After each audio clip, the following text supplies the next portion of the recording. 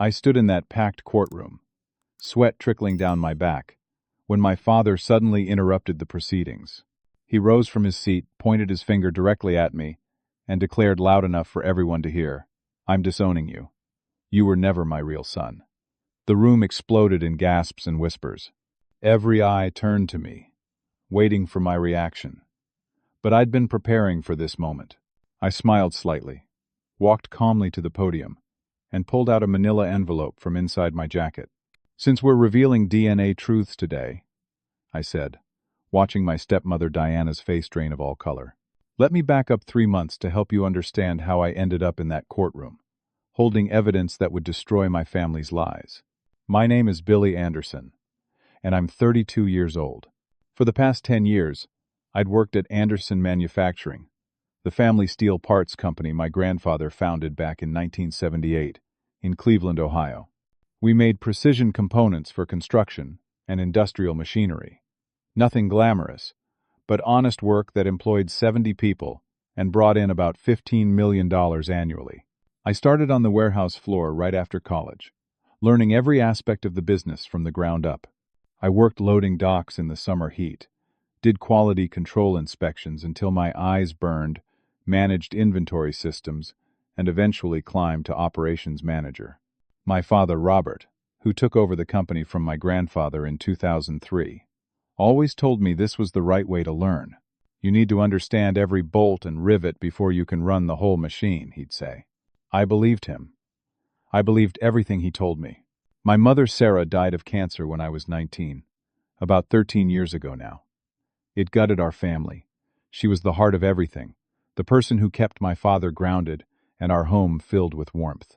I remember her final days in that hospital room, her thin hand gripping mine.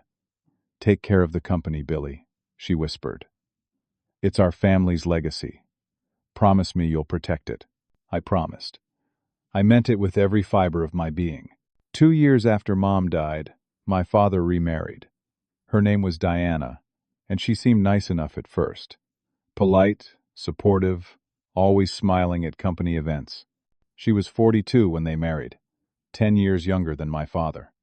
They had a daughter together, Courtney, who was 16 now. I'd always considered Courtney my little sister, even though we were only half-siblings. I taught her to ride a bike, helped her with homework, showed up at her school plays.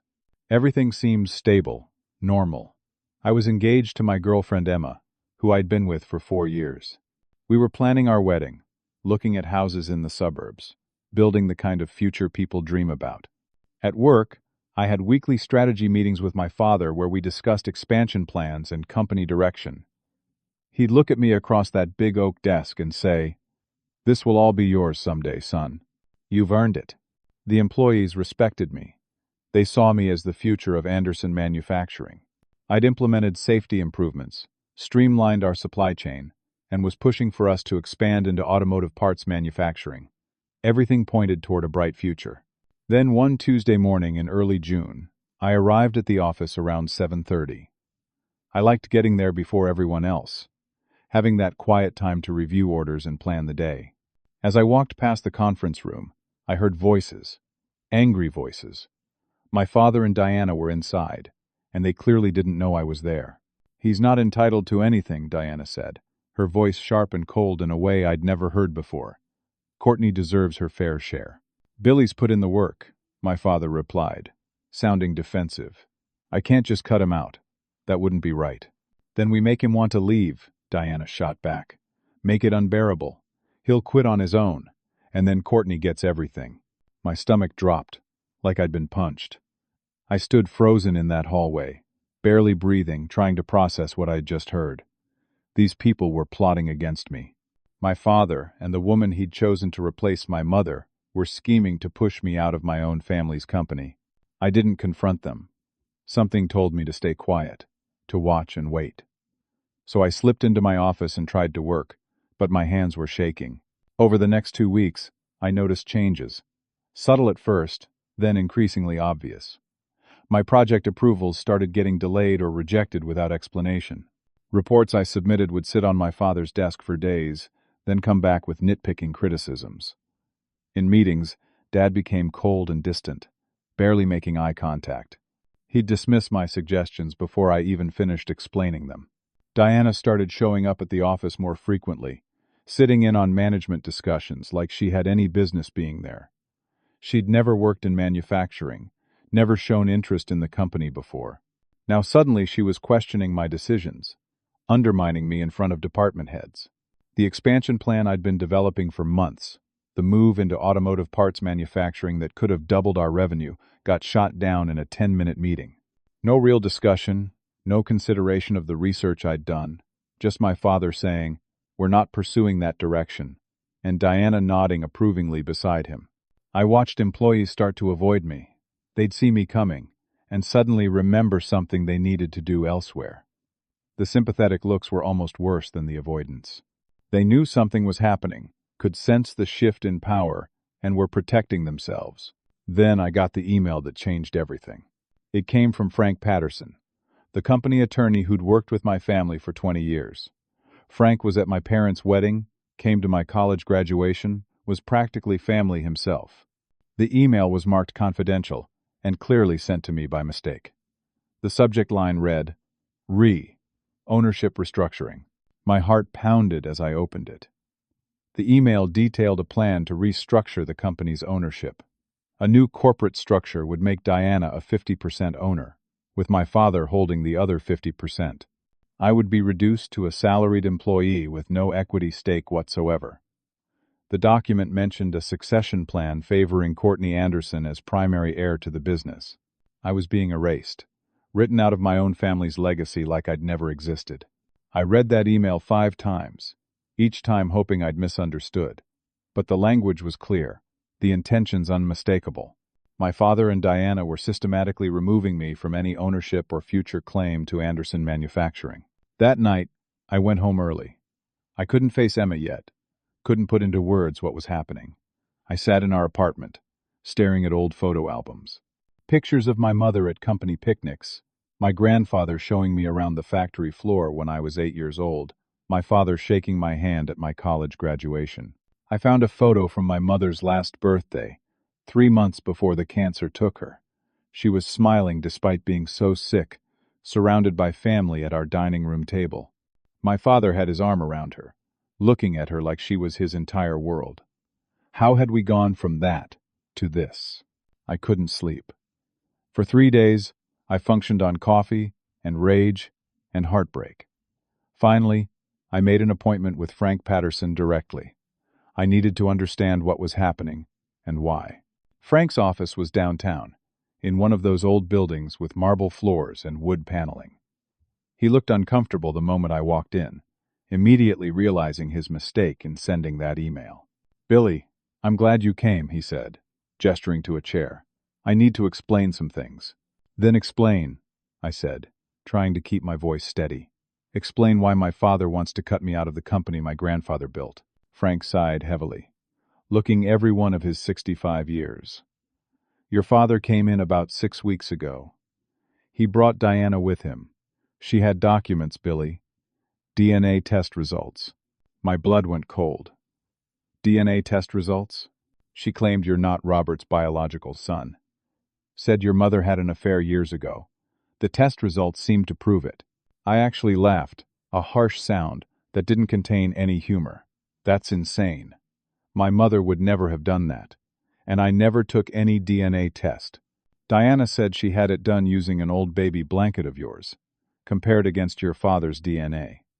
The lab report looked legitimate." Frank leaned forward, his expression pained. "Billy, I told your father this was crazy. I've known you since you were a kid. But Diana was very convincing, and the documents looked official. So my father just believed her? Didn't even ask me?" "He's been different since Diana came into his life," Frank admitted quietly. "She has a way of getting into his head. And I think part of him wanted to believe it, as awful as that sounds. Why would he want to believe his wife cheated on him? Because it gave him permission to do what Diana wanted without feeling guilty.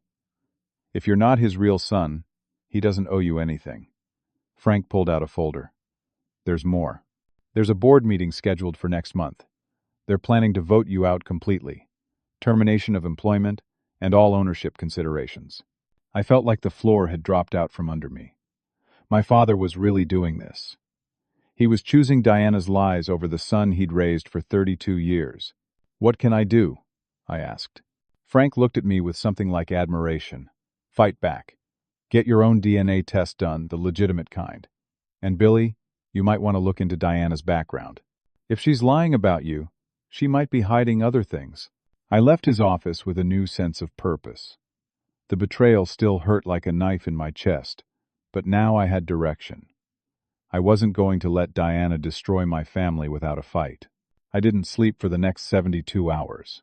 I spent that time researching, planning, and trying to figure out how to prove my innocence without my father even knowing I was aware of the accusations. Finally, I had to tell Emma everything. She was furious. Not at me, but at Diana and my father. That witch, Emma said, pacing our living room.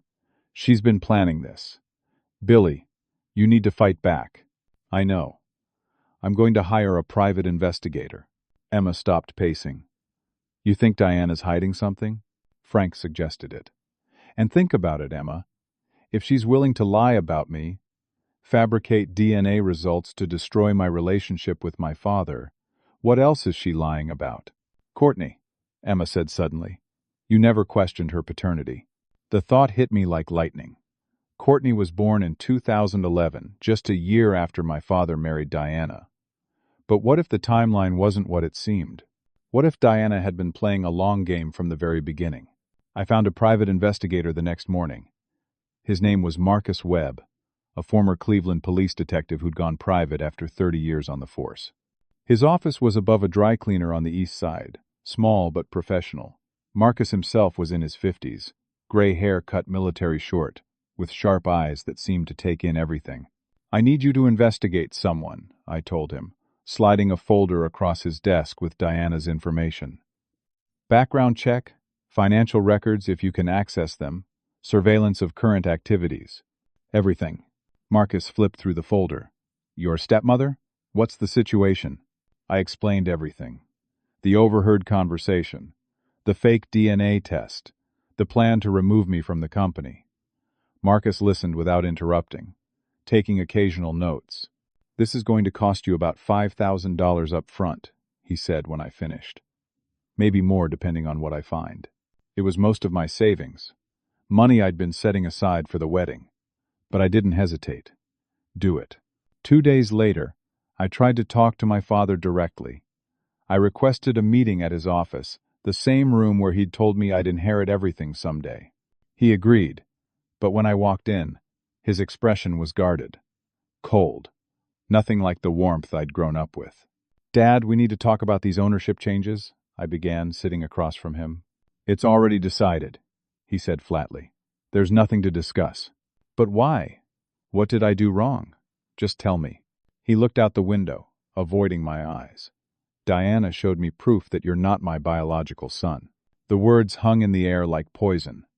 What are you talking about? I asked, even though I already knew. I had my doubts over the years. You don't look like me. You have different interests. Your mother and I went through a rough patch when she was pregnant. He finally looked at me. The DNA doesn't lie, Billy. What DNA test? I never took any test. Diana had it done. An old baby blanket of yours compared to my DNA sample. The lab confirmed it. You're not my son. My hands clenched into fists under the desk. That's a lie. Mom never cheated on you. And any test Diana produced is fabricated. Why would she lie? To get control of the company. Can't you see that? My father's face hardened. This conversation is over. You'll receive a severance package. Be grateful for that. Dad, please. Just let me take a real test. We can go to a lab together right now and settle this. I don't want to discuss this further. You're dismissed. I left his office feeling like I'd been hollowed out.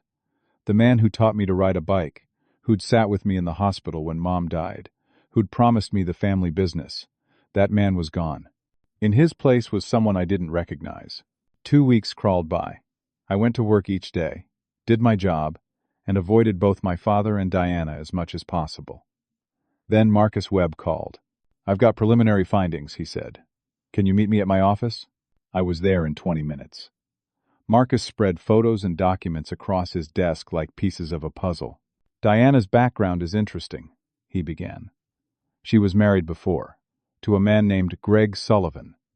Marriage lasted 3 years, ended in divorce in 2009. She met your father at a charity gala later that same year, married him in 2010.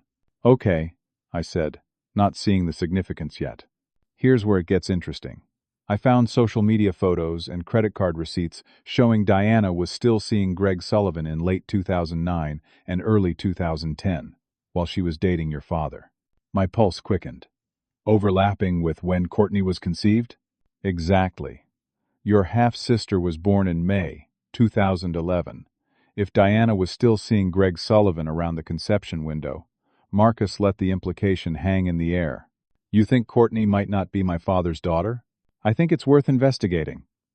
If Diana lied about your paternity, maybe she's hiding the truth about Courtney's. Marcus pulled out another photo. This is Greg Sullivan now. Notice anything? I looked at the photo. Greg was tall with dark hair and brown eyes. Courtney had the same coloring. My father, on the other hand, had light brown hair and blue eyes. I'd never thought about it before. But Courtney looked nothing like my father. I need DNA tests, I said. Real ones. That's the tricky part. You need samples from your father and Courtney without them knowing. I thought about it. There's a family dinner this Sunday. Diana still invites me to maintain appearances. I can get what we need then. Marcus nodded. Get me samples with intact DNA. Hair with roots, drinking glasses, that kind of thing. I know a lab that can fast-track results for the right price. That Sunday, I went to the family dinner with Emma. It felt surreal, sitting at that table with people plotting against me, pretending everything was normal. Diana served pot roast and made small talk about Courtney's school activities. My father barely spoke, and when he didn't look at me. After dinner, I helped clear the table. When my father left his water glass on the counter, I grabbed it, wrapping it carefully in a paper towel and slipping it into my jacket pocket. The hard part was getting Courtney's DNA. She was 16 and naturally didn't leave much lying around. My opportunity came when she excused herself to use the bathroom. I waited a few minutes, then followed, making sure the coast was clear. Her hairbrush sat on the bathroom counter. My heart pounding. I grabbed several strands of hair that had roots attached and tucked them into a small plastic bag I'd brought. I felt horrible doing it. Courtney was innocent in all this, but I needed the truth. The next morning I sent all 3 samples to Gene Trust Labs along with my own DNA. I paid extra for expedited processing. 7 days, they promised. 7 days until I'd know the truth. While I waited, the ambush came. My father called an emergency board meeting. Anderson Manufacturing had 5 board members. My father, Robert, Diana, who'd been added recently, 2 longtime company partners named Harold Brennan and Susan Torres, and our CFO, Angela Price. I was invited but listed as employee under review.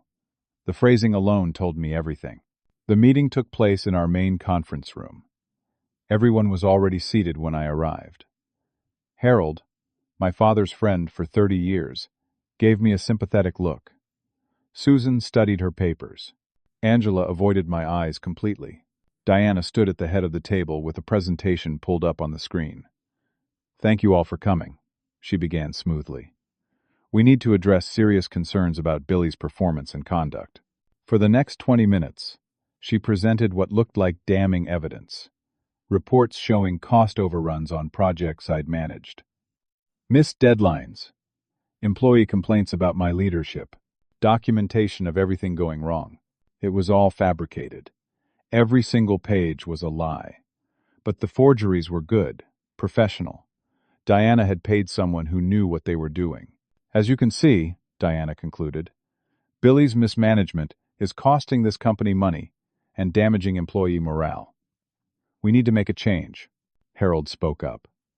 Diana, I've worked with Billy for 10 years. This doesn't match the person I know. People change, Diana said coolly. Or perhaps we simply didn't see who he really was.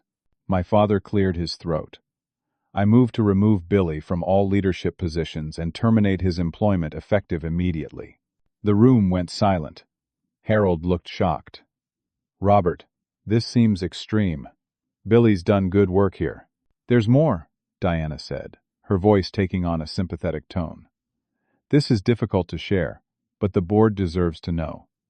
Billy isn't even Robert's biological son. We have DNA proof. You could have heard a pin drop. Susan's mouth fell open. Angela looked down at the table. Harold stared at my father in disbelief. Robert, is this true? Harold asked. Yes, my father said quietly. Sarah had an affair. Billy is the result. I stood up, my chair scraping loudly against the floor. Every eye turned to me. This is defamation, I said, my voice shaking with barely controlled rage. Every document she's shown you is falsified.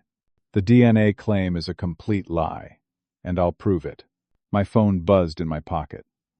Perfect timing. I pulled it out and saw the email notification.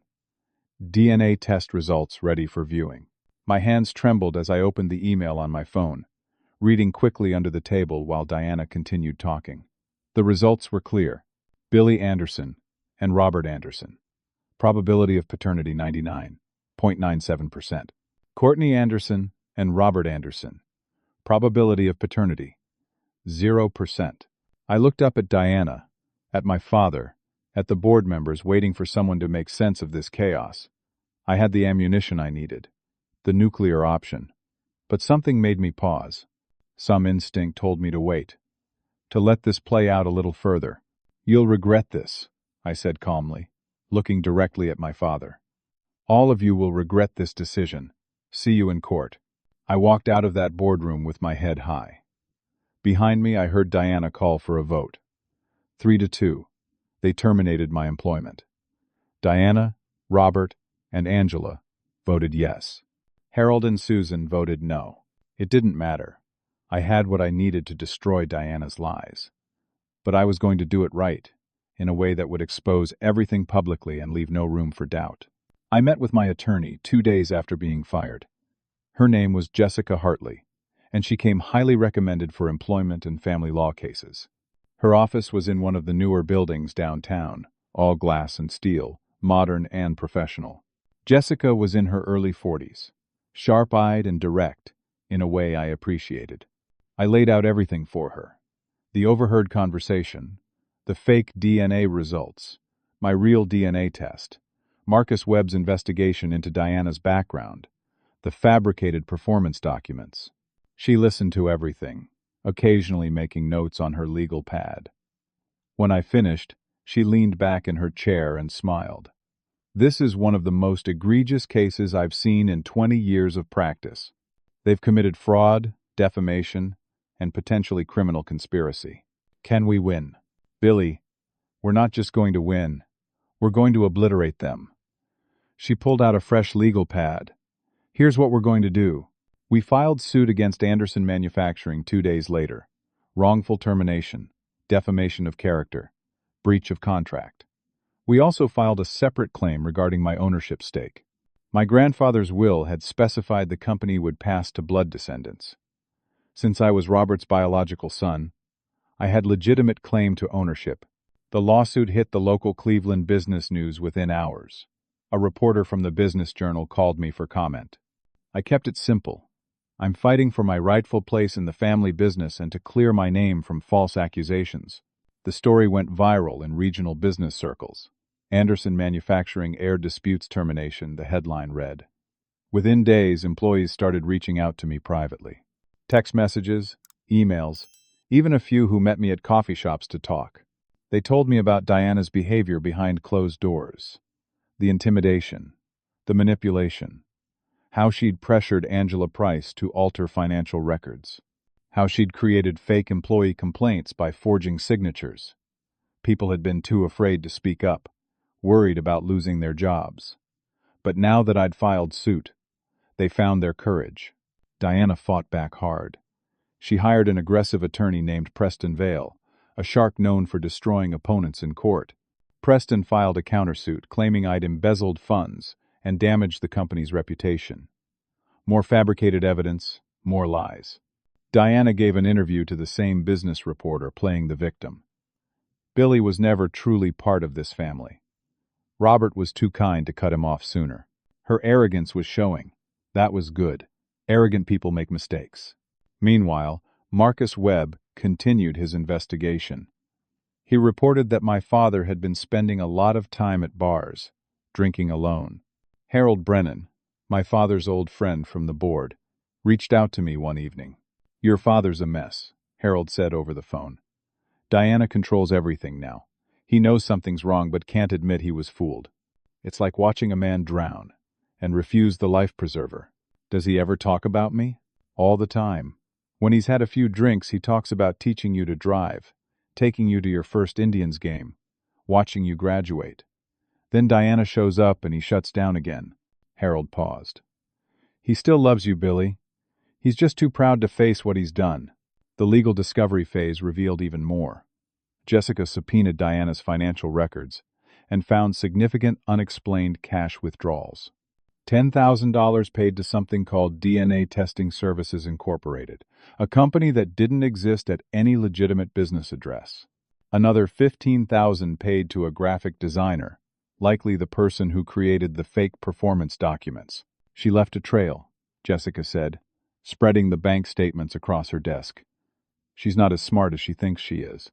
But the most interesting discovery was ongoing surveillance. Marcus had been keeping tabs on Diana's movements. 2 weeks before the trial, he called me with urgent news. "You need to see this," Marcus said. "Can you come to my office right now?" I was there in 15 minutes. Marcus had his laptop open, video files queued up. "I've been surveilling Diana like you asked. Last night she met someone at the Marriott downtown." He hit play. The video showed Diana in the hotel bar, and the man she was meeting made my breath catch. I recognized him from the photos Marcus had shown me. Greg Sullivan, her ex-husband. "Why would she be meeting with him?" I asked. "Keep watching." The video continued. Diana and Greg moved to a quieter corner. Marcus had managed to get audio equipment close enough to pick up their conversation. Diana's voice came through the speakers. "Once I get full control, we split everything, right?" "That was the deal." Greg's response. "Yeah, that's the deal. How much longer?" "Not long. Robert's completely under my thumb. The board's voting next week to make me majority owner. Billy's out of the picture. What if the kid finds out I'm her real father?" My heart stopped. "Courtney." They were talking about Courtney. Diana's laugh was cold. "She'll never know. I made sure of that years ago. As far as anyone knows, she's Robert's daughter, and she'll inherit everything through me." The video continued for another 10 minutes. They discussed their plan in detail. Diana had been playing the long game from the beginning. Marry Robert for his money. Have a child to cement her position. Wait until the timing was right, then systematically remove Robert's real son from the picture. Once she had control, she'd divorce Robert and split the assets with Greg. It was a con. A long, elaborate con. And my father had been the mark. "Who sent you this?" I asked Marcus. "It showed up at my office yesterday. Anonymous courier delivery. No return address." But there was a note. He handed me a small card. The handwriting was neat, precise. "Thought you should have this. A friend who believes in justice." I suspected Harold Brennan. He'd been in the company since my grandfather's time. He'd probably figured out what Diana was up to and decided to help the only way he could without risking his own position. "We need to give this to Jessica immediately," I said. Marcus nodded. "Already made copies. This is yours. But Billy, you need to think about Courtney. When this comes out, her whole world is going to collapse." He was right. Courtney was innocent.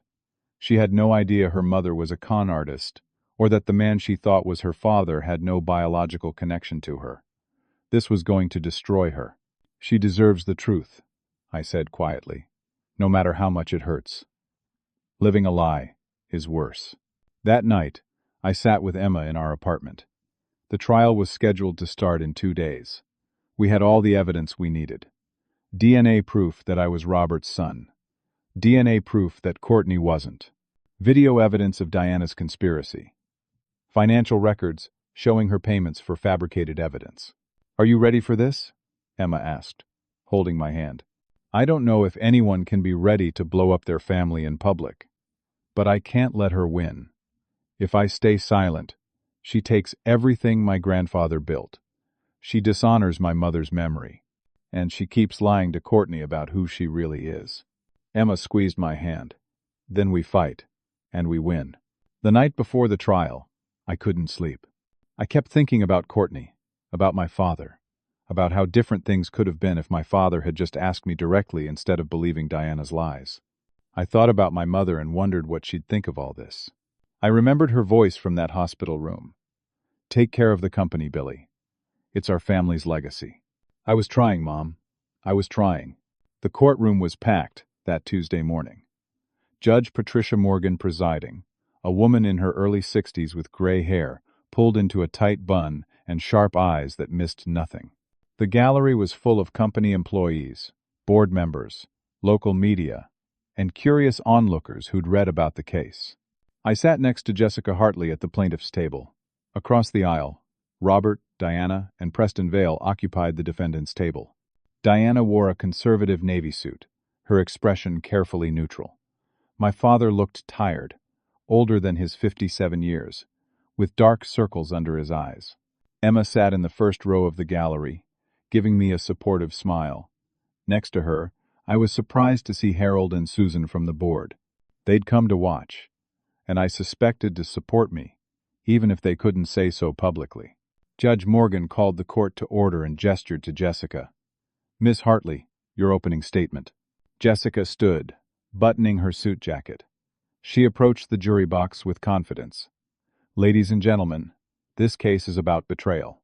It's about a stepmother who systematically destroyed a man's relationship with his son through lies and fabricated evidence. It's about corporate fraud and defamation. Most importantly, it's about truth. She laid out our case methodically. The timeline of events, the fake DNA test, the fabricated performance documents, the payments to fake companies. She showed slides with documentation, building the story piece by piece. We will prove that Billy Anderson is, in fact, Robert Anderson's biological son through legitimate DNA testing. We will prove that Diana Anderson orchestrated a conspiracy to remove Billy from the company and his family, and we will prove that she did so for financial gain, with the help of her ex-husband Greg Sullivan. Preston Vale stood for his opening statement. He was in his 50s, slick in an expensive charcoal suit, with silver hair and a practiced smile. What miss? Hartley calls betrayal. We call a family protecting itself from an entitled, incompetent employee who couldn't accept that he wasn't meeting standards.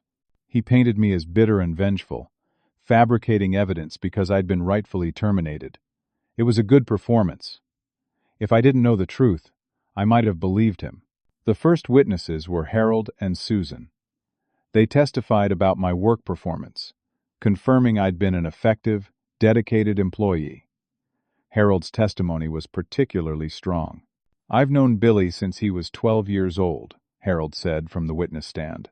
I watched him grow up in that company. Everything Diana Anderson presented at that board meeting contradicted 10 years of exemplary work. It didn't make sense. Preston tried to shake them on cross-examination but couldn't. They were credible, long-term employees with no axe to grind.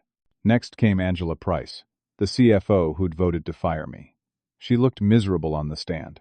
Miss Price, Jessica said, you voted to terminate Billy Anderson's employment.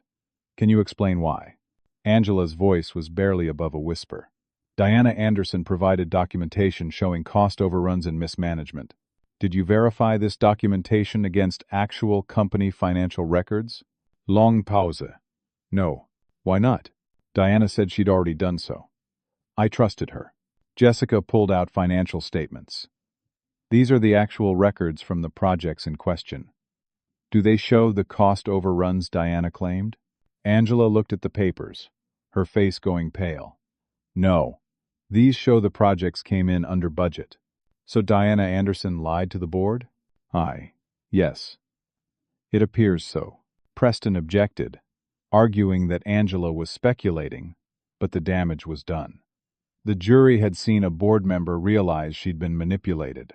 After lunch, Diana took the stand. Preston questioned her first, giving her the chance to present her version of events. She played the part perfectly. Concerned stepmother, devoted wife, protector of the family business. "I only wanted what was best for my husband and daughter," Diana said, dabbing at her eyes with a tissue. Billy became increasingly hostile when his performance was questioned. I was afraid of what he might do. Then Jessica stood for cross-examination. This was the moment we'd been preparing for. "Mrs. Anderson, you claim you had DNA testing done that proved Billy was not your husband's biological son. Is that correct?" "Yes." "Where was this testing done?" "DNA Testing Services." "And where is this company located?" Diana hesitated. I'm not sure of the exact address." Jessica pulled out documents. "That's because DNA Testing Services doesn't exist. The address on the invoice you provided is a vacant lot in Akron. The phone number goes to a disconnected line. You paid $10,000 to a fake company for fake results, didn't you?" "No. I was told it was legitimate." "By whom?" Diana looked trapped. "I don't remember." Jessica pressed harder, showing the bank records, the timing of payments, the obvious fabrications. Diana's composure started cracking. Her answers became defensive, then contradictory. The courtroom was riveted. This was better than any television drama. Then we broke for a 15-minute recess. I saw Diana huddle frantically with Preston and my father in the hallway. Preston was shaking his head, clearly not happy with how things were going. When court resumed, Preston stood. "Your Honor, before we continue, my client Robert Anderson has a statement he wishes to make." Judge Morgan frowned. "This is highly irregular, Mr. Vale. I understand, Your Honor, but my client feels this is important." The judge considered, then nodded. "Very well. Mr. Anderson, you may speak." My father stood up slowly. He looked at me, and I saw something in his eyes I couldn't quite read. Fear, regret, determination. The courtroom went silent, everyone waiting. My father's voice shook when he finally spoke, but he was loud enough for everyone to hear. "I'm disowning you, Billy. You were never my real son. The DNA test proved it. You have no claim to my family or my company." The courtroom exploded. Gasps, murmurs, people turning to their neighbors in shock. The reporters were frantically scribbling. Emma's hand flew to her mouth. Judge Morgan banged her gavel repeatedly, calling for order. I felt the sting of those words like a physical blow. To be rejected so publicly, so completely, by the man who raised me. Part of me wanted to break down right there. But I'd been preparing for this moment. I knew Diana and Preston would try something desperate, and I had my response ready. I stood up calmly. Every eye in the courtroom turned to me. I walked to the podium with steady steps, pulling the manila envelope from inside my suit jacket. "Your Honor," I said, my voice clear and strong. "May I respond to this statement?" Judge Morgan looked intrigued. "This is highly irregular, but given the circumstances, I'll allow it." "Proceed, Mr. Anderson." I held up the envelope for everyone to see. "Since we're revealing DNA truths today in open court, let me share some real results." I opened the envelope slowly, deliberately. Out of the corner of my eye, I saw Diana's face drain of all color. She grabbed Preston's arm, whispering frantically. "I have here certified DNA test results from Gene Trust Labs, a fully accredited genetic testing facility." I handed copies to the bailiff, who distributed them to the judge and Preston Vale. "These results confirm that I am Robert Anderson's biological son, with a probability of paternity of 99.97%. My father's face went from confusion to shock. He grabbed the paper from Preston, reading it with shaking hands. "But there's more," I continued, looking directly at Diana. Her eyes were wide with panic. "These results also tested Courtney Anderson." Diana tried to stand up. Preston pulled her back down. The courtroom was absolutely silent now, everyone leaning forward. "Courtney Anderson is not Robert Anderson's biological daughter. The test shows 0% probability of paternity." The courtroom erupted in chaos. The judge banged her gavel, but no one was listening. My father turned to Diana, his face a mask of horror and betrayal. Diana started crying, trying to push past Preston to leave. Reporters were shouting questions. Emma was crying in the gallery. "Order!" Judge Morgan shouted, banging her gavel so hard I thought it might break. "Order in this court!" Slowly, the chaos subsided. Everyone sat back down, but the tension was electric. "Furthermore," I said, pulling out more documents, "I have evidence that Diana Anderson fabricated DNA results to frame me, while hiding the truth about her daughter's paternity for 16 years. I presented the video footage of Diana and Greg Sullivan. The courtroom watched in stunned silence as Diana's voice came through the speakers. "Once I get full control, we split everything." That was the deal. When Greg's voice said, "What if the kid finds out I'm her real father?" My father made a sound like he'd been punched. He stared at Diana with an expression of complete devastation. The video continued, Diana and Greg discussing their conspiracy in detail. By the time it finished, half the courtroom was crying. The other half looked ready to riot. Diana was sobbing now, her careful composure completely shattered. Preston looked like he wanted to be anywhere else. Judge Morgan's face was stone. "We're taking a 24-hour recess while I verify these DNA results and consider whether criminal charges should be filed. Mrs. Anderson, you are to remain in the jurisdiction. Do you understand?" Diana could barely nod through her tears. "Mr. Vale, I strongly suggest you advise your clients to consider settlement. This court is adjourned." The gavel came down with a sharp crack that felt like a period at the end of a sentence. The courthouse hallway was mayhem. Reporters swarmed, shouting questions. Cameras flashed. I pushed through the crowd with Jessica guiding me, Emma right behind us. We made it to a small conference room, where we could catch our breath. "That was incredible," Jessica said, her eyes bright with victory. "I've never seen a case flip so dramatically." I didn't feel victorious. I felt exhausted and sad. Yes, I'd exposed the truth. But I'd also just destroyed what was left of my family in the most public way possible. Through the small window in the door, I saw my father standing alone in the hallway. Diana and Preston had disappeared somewhere. Robert looked lost, staring at the DNA results in his hands like they were written in a language he couldn't understand. "I need to talk to him," I said. "Billy, I don't think that's a good idea right now," Jessica warned. "I know, but I have to." I stepped into the hallway. My father looked up when I approached. For a long moment, we just stared at each other. Then his face crumpled. "Is it true?" he asked, his voice breaking. "Are you really my son?" "Yes, Dad. I've always been your son. I have the lab certification, complete chain of custody documentation. Everything. It's real. And Courtney." He couldn't finish the sentence. "Isn't yours biologically. I'm sorry you had to find out this way, but Diana left me no choice." My father's legs seemed to give out. He collapsed onto a nearby bench.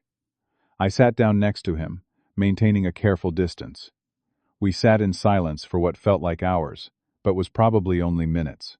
"She came to me 6 months ago," he finally said, his voice hollow. "With that DNA test, the fake one. She said she'd had her suspicions since you were born. That your mother," he choked on the words, "that Sarah had betrayed me. Mom would never have done that. I know that now." But Diana was so convincing. She had documents, lab reports, everything looked official. And I think, he paused, wiping his eyes. "I think part of me wanted to believe it." "Why would you want to believe Mom cheated on you?" "Because it gave me permission to do what Diana wanted without feeling guilty. If you weren't really my son, I didn't owe you anything. I didn't have to face what I was doing." He looked at me with red-rimmed eyes. "I betrayed you. I betrayed your mother's memory.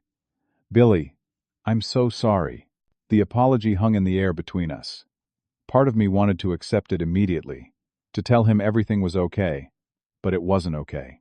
"Why didn't you just ask me to take a test together?" I asked. "Why believe her over me?"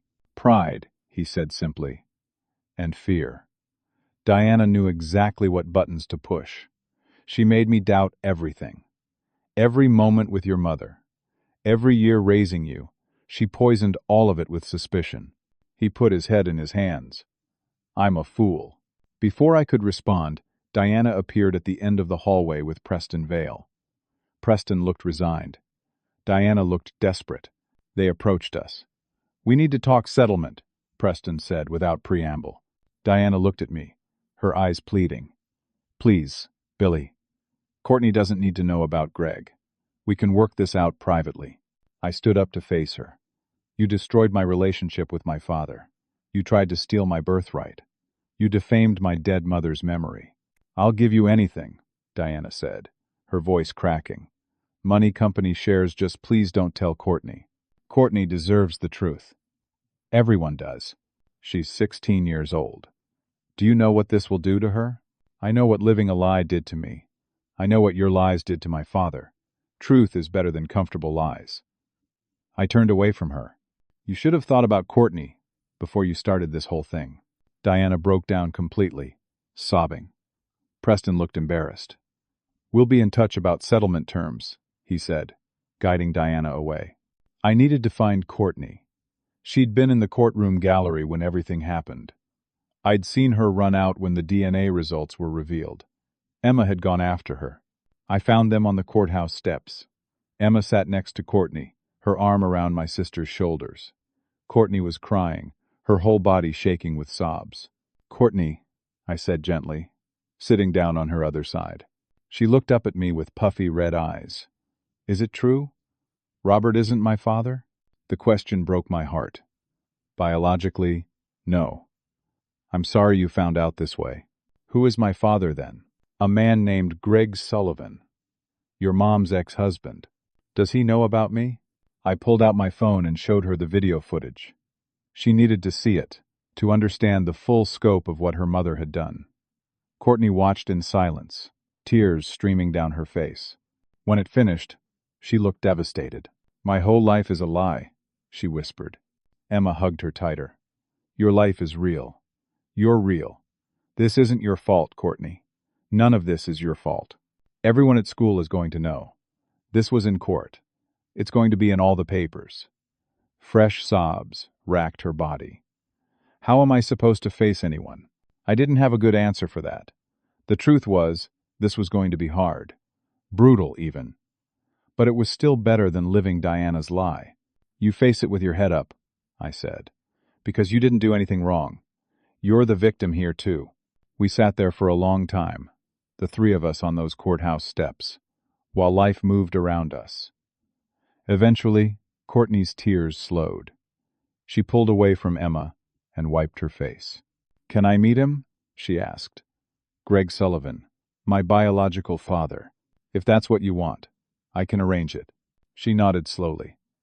"I think I need to know where I come from. The real story, not the fairy tale Mom told me." That evening, my phone rang. It was Marcus Webb. "I've got more information.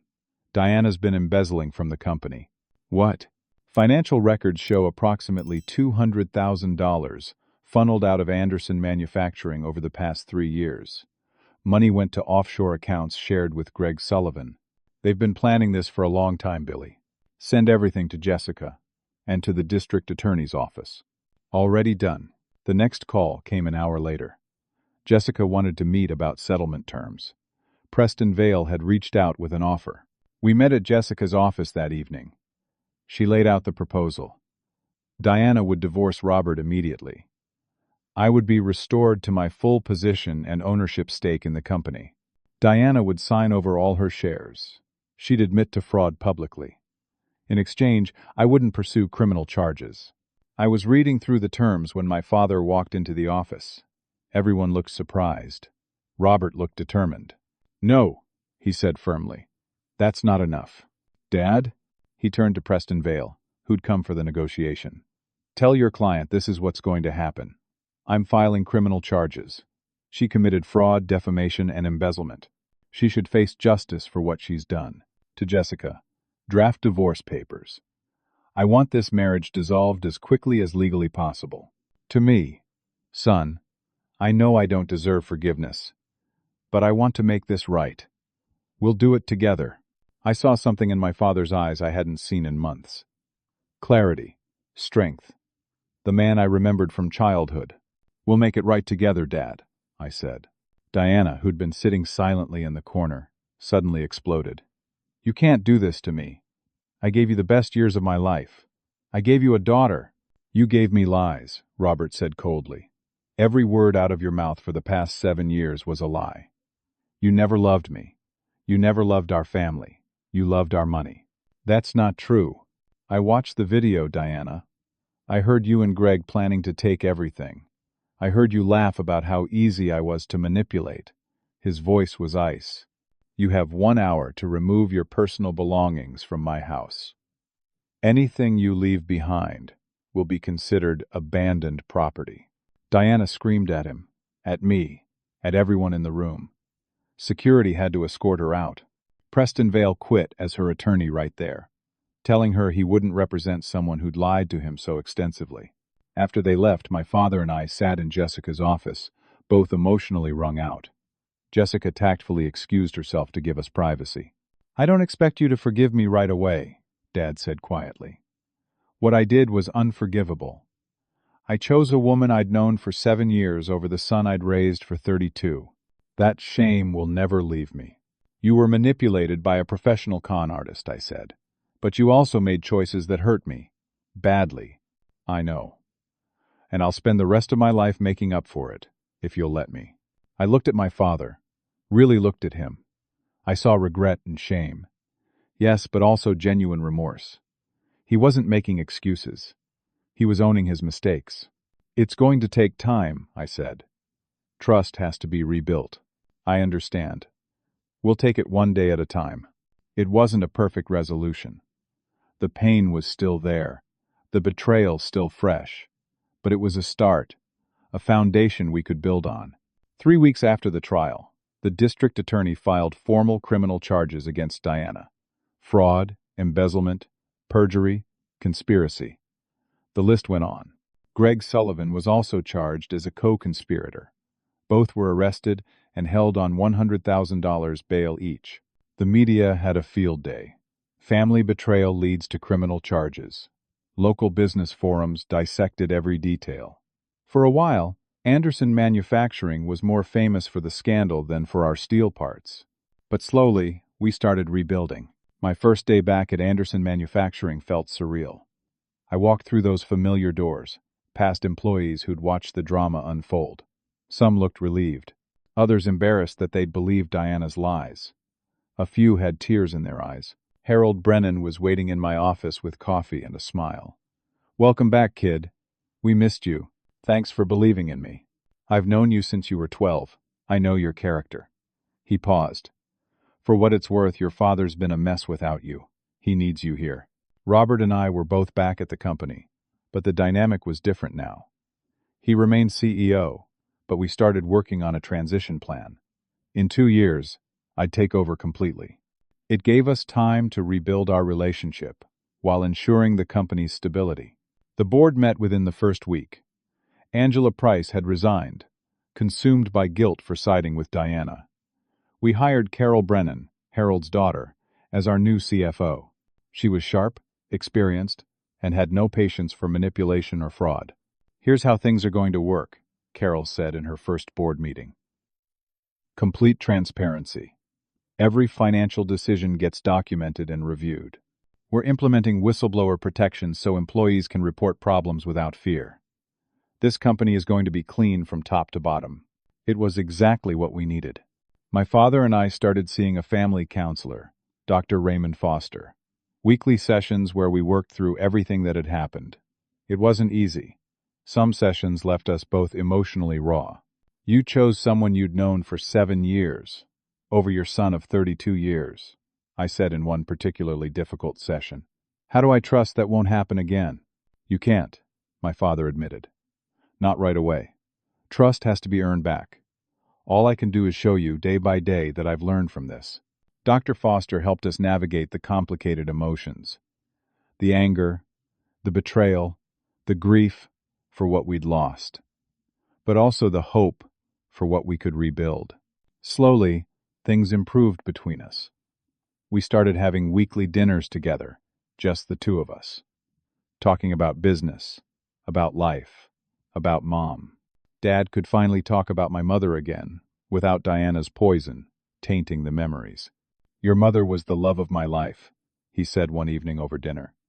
"I dishonored her memory by believing Diana's lies. But you know what? Every time I look at you, I see Sarah. You have her integrity, her fierce loyalty. That should have told me the truth all along." I maintained my relationship with Courtney through everything. Weekly lunches became our tradition. She struggled with the identity crisis, understandably. Her whole understanding of who she was had been upended. "I feel like I don't know anything about myself anymore," she said over coffee one Saturday. "If Robert isn't my dad and my mom is a criminal, then who am I?" "You're Courtney Anderson," I said firmly. "You're smart, talented, and kind. None of that changes because of DNA or because your mother made terrible choices." Robert reached out to Courtney too, despite having no biological connection. They met for lunch, and he told her something that made her cry. "I raised you for 16 years, he said. "I taught you to ride a bike. I went to your school plays. I helped you with homework. I love you, Courtney. That doesn't change because of a DNA test. If you want me in your life, I'm here. Always." Courtney also met Greg Sullivan, her biological father. It was arranged through lawyers, a supervised meeting at a neutral location. I went with her for support. Greg was awkward and clearly felt guilty. "I'm sorry," he told Courtney. "I'm sorry I wasn't there. I'm sorry I went along with your mother's plan. I was weak and greedy, and you deserved better." "Do you want to know me now?" Courtney asked. "More than anything. But only if you want that too. I won't push. This is your choice." Courtney decided to keep Anderson as her last name. "Robert raised me," she explained. "He's my dad in every way that matters. And Billy is my brother. Biology doesn't erase 16 years. That meant the world to me."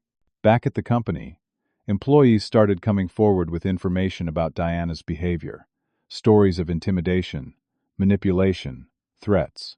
Some had witnessed her falsifying documents, but were too afraid to speak up at the time. I made sure everyone understood there would be no retaliation. We implemented the whistleblower protections Carol had suggested. Slowly, the company culture began to heal. People felt safe again. Emma and I moved forward with our wedding plans.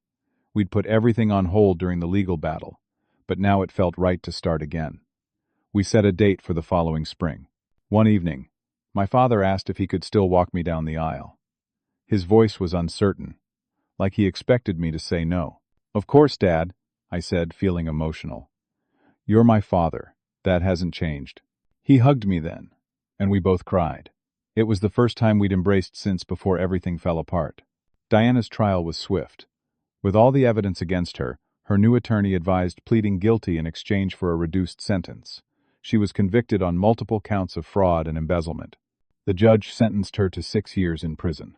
"You manipulated a family," Judge Morgan said at sentencing. "You destroyed relationships for financial gain.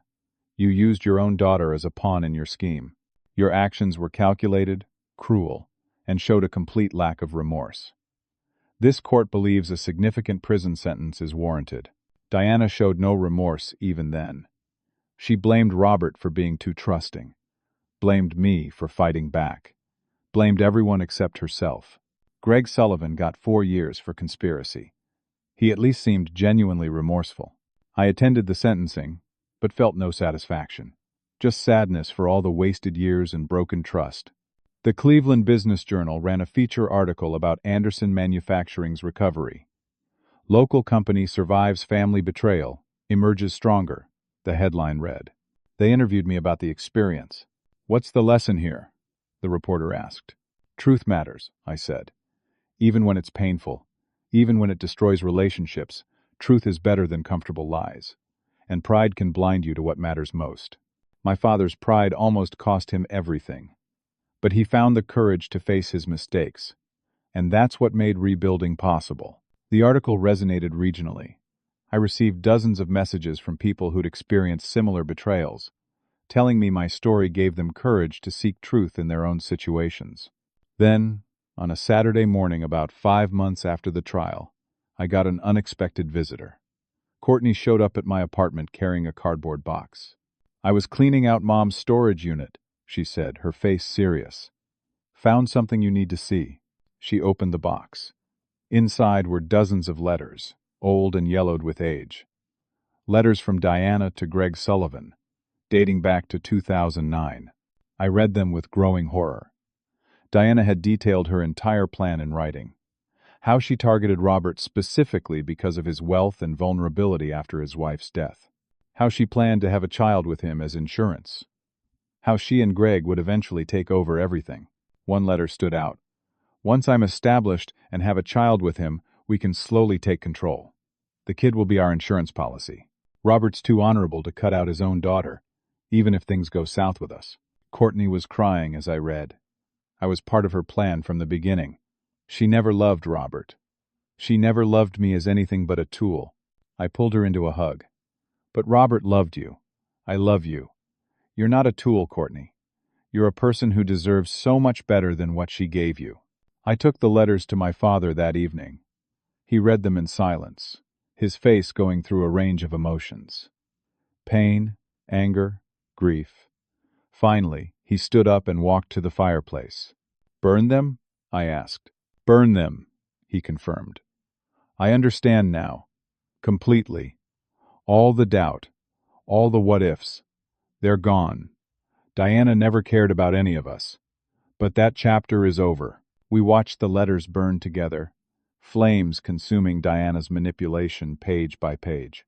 "We're moving forward from here," Dad said. "No looking back." "No looking back," I agreed. 6 months after the trial, Anderson Manufacturing was thriving in ways I'd never imagined. We'd landed a major contract with a national automotive supplier, exactly the expansion into automotive parts I'd been pushing for years ago. Revenue was up 20%. We'd hired 15 new employees. The company culture had transformed into something open, honest, and collaborative. At a board meeting, my father stood to make an announcement. "This is what happens when you lead with integrity instead of fear," he said. "When you value truth over comfortable lies." Our reputation took a hit during the scandal, but we've earned it back through consistent, honest work. Harold raised his coffee cup in a toast. To new beginnings. My relationship with my father had reached a place I'd worried we'd never find again. We were closer now than before Diana, having weathered a storm that would have destroyed most relationships. We had weekly dinners together, talking about everything from business strategy to memories of my mother. Dad had framed a photo of Mom and placed it prominently in his office. He talked about her with love and pride again, no longer tainted by Diana's lies. "Your mother would be so proud of how you handled everything," he told me one evening. "You fought with truth and dignity, even when it would have been easier to let anger control you." "Mom taught me that," I said. "And so did you, Dad. Even when you forgot it yourself, those values were still there.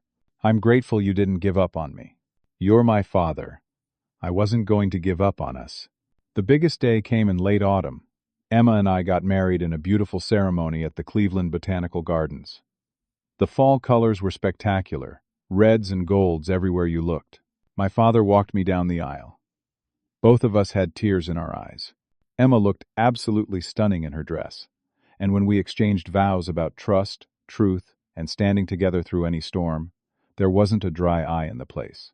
We held the reception at Anderson Manufacturing headquarters. It felt symbolic, reclaiming that space with joy after so much pain. The company employees attended, celebrating not just a wedding, but a family healed. During his toast, my father's voice shook with emotion. "To my son Billy, who never gave up on truth, and never gave up on me, even when I gave up on myself. Billy, you showed me what real strength looks like. It's not pride or stubbornness. It's standing firm for what's right, even when it costs you everything." The room erupted in applause. Emma squeezed my hand, and I felt overwhelmingly grateful for everyone who'd stood by me through the darkest time of my life. Courtney was one of Emma's bridesmaids. She was 18 now, preparing for college. She'd decided to study business with the goal of eventually working at Anderson Manufacturing. She had relationships with both Robert and Greg Sullivan now. Greg had gotten sober in prison and was working on himself. When he was released after serving 3 years, he respected Courtney's boundaries while trying to build a connection with the daughter he'd missed raising. Having two dads isn't so bad, Courtney told me while we danced at the reception. Especially when one of them is also my big brother who fought for truth even when it hurt. You're going to do great things, Courtney. I'm proud of you. I'm proud of you too, Billy. A few weeks later, something unexpected happened. A letter arrived for me from the prison where Diana was serving her sentence. I almost threw it away without reading it. Emma encouraged me to at least see what it said. The letter surprised me. It was different from Diana's usual manipulative style. She took full responsibility for everything, admitted to the lies, the manipulation, the damage she'd caused. She apologized specifically to Courtney, Robert, and me. She didn't ask for forgiveness or make excuses, just acknowledged what she'd done. The letter ended with, "You had every right to destroy me completely. Thank you for not destroying Courtney too. She deserves better than I gave her." I filed the letter away and never responded. Whether Diana's remorse was genuine or just another manipulation, I'd never know.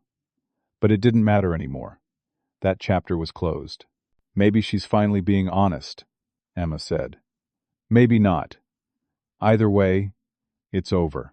It's over, I agreed.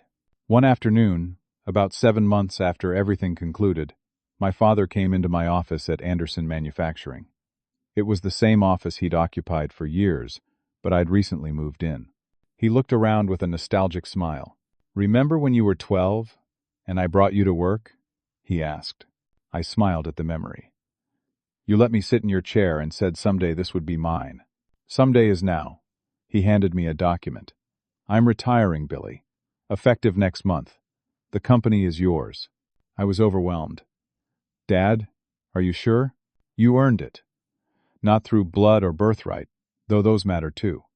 You earned it through character, through fighting for what's right even when it cost you everything, through standing firm for truth. That's what really matters." We embraced, both of us emotional.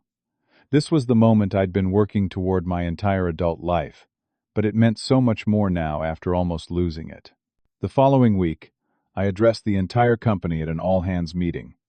My father stood beside me as I announced my new role as CEO. 70 employees filled the main floor, people who'd stood by us through scandal and recovery.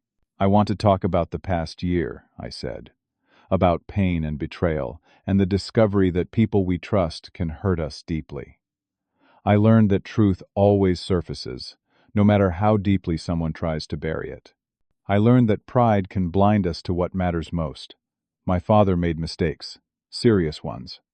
But he found the courage to face those mistakes and fight to make things right. That's what character really is. Not perfection, but the courage to face truth and change." I looked at Courtney, who was sitting in the front row. I learned that family isn't just about DNA.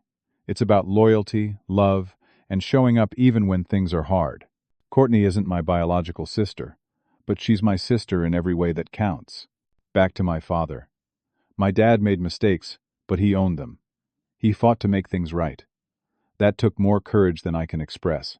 I paused, gathering my thoughts for what I really wanted to say. People have asked me if I regret fighting back, if I regret exposing Diana. The answer is no. Because staying silent would have meant accepting a lie as truth. It would have meant dishonoring my mother's memory and my own integrity. Yes, the truth destroyed a marriage and sent people to prison. But the lie was destroying something more precious: trust, family, and legacy. My father learned that suspicion without verification can poison everything you love. I learned that fighting back doesn't mean being cruel. It means standing firm for what's right. Courtney learned that her worth isn't determined by the circumstances of her birth. And all of us learned that rebuilding is harder than destroying, but infinitely more rewarding. I looked around at the faces watching me. Good people who showed up every day to do honest work.